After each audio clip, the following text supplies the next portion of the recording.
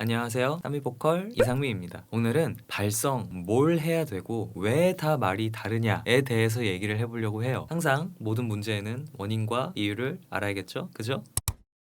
첫 번째로는 상황에 따라 사용해야 하는 기법이 다르기 때문이다. 목이 조이는 상황에만 비교를 해봐도 처음부터 완전 쪼여지는 경우도 있을 거고요. 어찌 중음역대까지 나오는데 고음역대가 안 되는 사람도 있을 거고, 완전 반대로 아예 접촉을 더 해줘야 될 때도 있을 거예요. 그렇기 때문에 발성 기법 또한 상황에 맞게 써야겠죠? 예를 한번 들어볼까요?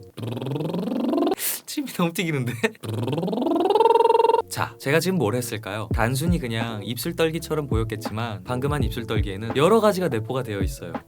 기본적으로 밸런스가 잘 맞아야겠죠? 밸런스가 알맞다는 말은 뭐 호흡과 또는 뭐 접촉도 괜찮았다는 걸 거고, 성대 또한 잘 늘어났어야 됐을 거고, 여기서부터는 계속 무단발로 내려오는 거야. 호흡이 알맞으려면 해야 하는 거, 접촉이 과하지 않으면 해야 하는 거, 그러면서 성대도 잘 늘어나려면 뭘 해야 되고, 어느 하나 어긋났다면 똑같은 입술 떨기라 해도 아마 옳게 소리가 나오지 못했다. 단순히 그냥 입술 떨기라고 느끼시는 분들도 많겠지만 꽤나 복합적이다. 그니까 이게 되고 이게 돼서 요게 나오는 건데, 이걸 안 하고 요것만 하려고 하니까 우리는 여기서 말한 이게 뭐가 부족한지 알아야 되고 이거를 보완하려고 해야 돼요. 말을 이렇게 해서 그렇지 사실은 진짜 단순해요. 아무튼 그렇기 때문에 상황에 맞는 알맞은 방법을 찾아야 한다 라고 제가 진짜 앞으로도 계속 말씀드릴 거예요. 계속 열받을 때까지 말할 수도 있어. 제가 유튜브에서는 사실 격한 표현을 쓰지 않으려고 해요. 10분 안에 야생화 부르는 법, 운대동 고음이 바로 나오는 법, 요거 하나면 뭐 발성이 끝난다라는 거, 저는 그냥 다 개소리라고 봐요. 어찌됐든 운동이 그 습관이에요. 우리는 보통 우리가 생각하기에 이상적인 것들을 하고 싶어 해요. 예를 들어 김나박이 같은 고음이겠죠? 근데 여러분, 제가 피겨를 배워도 김연아 선수처럼 트리플 악셀을 어떻게 돌아요? 만약에 정말 그랬다면 대한민국 국민은 진짜 피겨가 패시브야. 피시브. 물론 상황이 맞고 어떠한 포인트를 통해서 조금 더 개선이 되고 나아지는 분들도 분명히 있긴 있을 거야. 근데 이게 제가 말씀드리는 거예요. 그냥 그 방법이 본인 상황한테 옳게 맞았던 것 뿐이에요. 어떠한 문제를 해결하는데 제일 첫 번째가 뭔지 아세요? 이 문제가 무엇인지 인지하는 거예요. 뭐가 뭔지 알아야 해결 방안을 찾죠.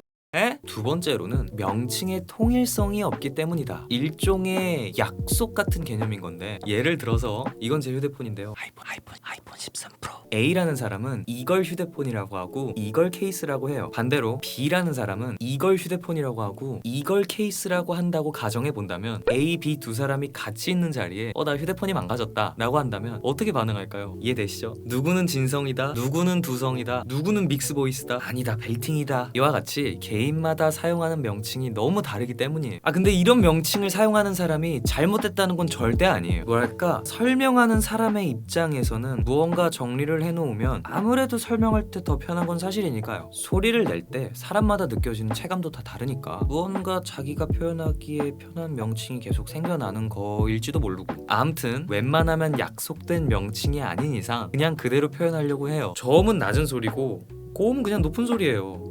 진성이든 가성이든 접촉이 과한 소리가 있고 부족한 소리도 있을 거고.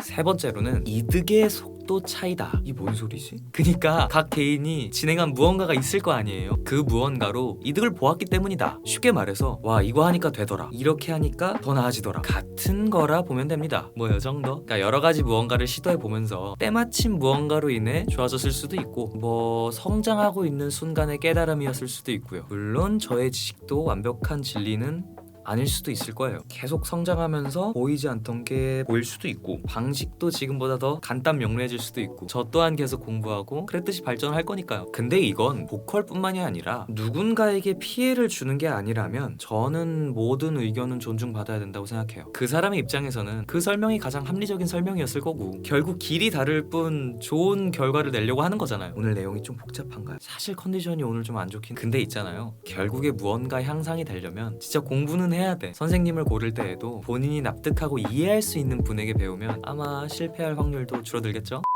자, 이렇게 발성, 뭘 해야 되고 왜 다 말이 다른가에 대해서 알아봤는데요. 한마디만 더 할게요. 여러분은 발성을 잘하고 싶은 건가요? 노래를 잘하고 싶은 건가요? 너무 지극히 제 개인적인 생각일 수는 있는데 발성은 노래를 하는 데 있어서 어렵지 않고 조금 더 수월하게 잘 하기 위한 수단이라고 봐요. 저와 수업을 하는 학생들은 지겹도록 듣고 있지만 소리로 가득 찬 노래에는 감정이 들어갈 공간이 없다고 저는 말해요. 이러나 저러나 노래를 잘 하기 위해 그리고 꾸준하고 상승된 퍼포먼스를 보이기 위해서는 발성은 뗄래야 뗄 수 없는 건 맞아요. 그렇지만 발성만이 주된 목적이라면 순수한 표현과 노래를 하기에는 좀 많이 어렵지 않나. 아마 성악을 알아보시는 게 더 빠를지도 몰라요. 아무튼 오늘의 결론은 본인 상황에 맞게 순서대로 차근차근 트레이닝을 하자. 그러면 좋은 결과가 있을 거다 라는 뻔한 말입니다.